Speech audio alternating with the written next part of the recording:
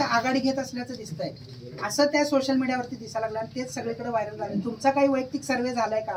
मी सर्वे मी फक्त काम करायचं माझ्या डोक्यात आहे. मी सर्वे कोण काय बोलतंय, कोणी कोण इच्छुक आहे, मी कसलाही विचार करायचा. मला एकच वाटतंय, मी तुम्हाला आठवत असं बापू पक्षाकडनं उमेदवारी मिळाली नाही तर बंडखोरी करणार का?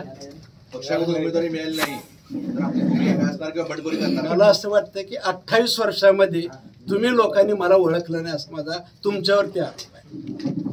मी अनावधानानं राजकारणात आलेला माणूस आहे. मी भाजपचा कार्यकर्ता नव्हतो, काहीच नव्हतं. पण 98ला मला भारतीय जनता पक्षाने म्हणजे लिंगराज वल्याळ साहेबांनी आग्रहानं मला या विधान परिषदेमध्ये उभा केलं. आपल्यासारख्याच्या आशीर्वादानं सहकार्यानं मी निवडून आलो. 98च्या नंतर 2004ला स्थानिक स्वराज्याची निवडणूक झाली. आपल्याला आठवत असेल कोणाला तरी, ज्युनियर आहेत त्यांना माहिती नसेल, पण सिनियर लोकांना माहिती आहे, सगळं माहिती आहे. 2004ला भारतीय जनता पक्षानं त्यावेळेसचे राष्ट्रवादीचे रणजितसिंह मोहिते पाटील यांना बिनविरोध दिलं, बरोबर. माझी तुम्हाला पूरक बातमी नव्हतीच ना, मी स्वीकारला ना. पक्षाने जो आदेश दिलेला तो स्वीकारला मी. त्यावेळेस मी पक्षाच्या विरोधात काय बोललो नाही, म्हणजे तुम्हाला पूरक बातमी नव्हतीच ती. मला असं वाटतं मी पक्षाने दिलेला आदेश मानतो.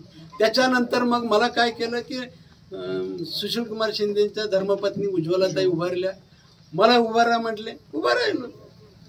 लोकसभेला बी उभारलो. मला बी स्वप्नात वाटलं नव्हतं की मी निवडून येईल म्हणून, पण जनतेने नागरिकांनी साथ दिली आणि मी आलो निवडून. कसं तरी कसं, जसं की आता शिंदे साहेब सांगतात की भाजपच्या लोकांनी मला साथ दिली, तसं मी आता सांगतो 2098ला आणि 2004ला मला काँग्रेसने सहकार्य केलं. याला काय अर्थ असतो? मला असं वाटतं की त्याच्यानंतर हा मतदारसंघ राखीव झाला. हा मतदारसंघ झाला. माड्याला साहेबांनी सांगितलं, पक्षाने सांगितलं माड्याला जा, माड्याला लढलो. मी कधीच रडका नाही आणि पक्षाचा आदेश मानणारा काय. तिथून पराभव झाला शरद पवार साहेबांच्या विरोधात. तिथून तुळजापूरला जा म्हणून सांगितलं, तुळजापूरला लढलो, काहीच हरकत नाही. तुळजापूरला हरलो, काही हरकत नाही. त्याच्यानंतर युती तुटली आमची 14ला. शिवसेनेचा हा मतदारसंघ होता, भाजपला उमेदवार नव्हता. मला म्हणले इकडे उभार, इकडे उभारलो. पुन्हा 19ची गंमत सांगतो. आता 19ला मला देवेंद्रजी मुख्यमंत्री होते. देवेंद्रजींनी सांगितलं की तुला माड्याला परत उभा राहावं लागेल. आपला आदेश. मग साहेबांची उमेदवारी घोषित झाली. आता ते सर्वेसर्वात येत असल्यामुळे घोषित झाली. मला साहेबांनी सांगितलं की तुला माड्याला जायचं आहे, आता उभं राहायचं. जातो साहेब, जरा एक राऊंड मारून ये म्हणले. फक्त राऊंड मारून. सहकारी मंत्री होतो, सहकारी विभागाच्या बैठका, कार्यकर्त्याच्या बैठका घेतल्या.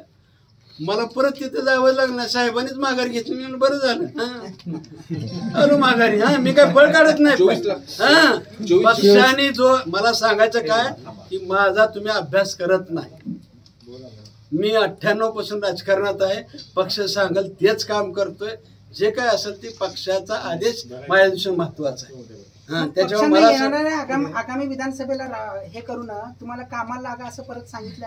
असं कुणालाही सांग, प्रत्येक कार्यकर्त्याला, मग तो आमचा बूथ प्रमुख असेल, आमचा शक्ती केंद्र प्रमुख असेल, आमचा मंडल अध्यक्ष असेल, प्रत्येकाला सांगत असतात आता कामाला लागा बरं. आता निवडणुकाला सगळ्याला सांगत असतात. आता मी कसं घ्यायचं मी ठरवायचं. आता सावकाराला बी सांगितलेलं असतंय, अतुल गायकवाडला बी सांगितलेलं असतंय, मला बी. बापू आजपर्यंत पक्षाचं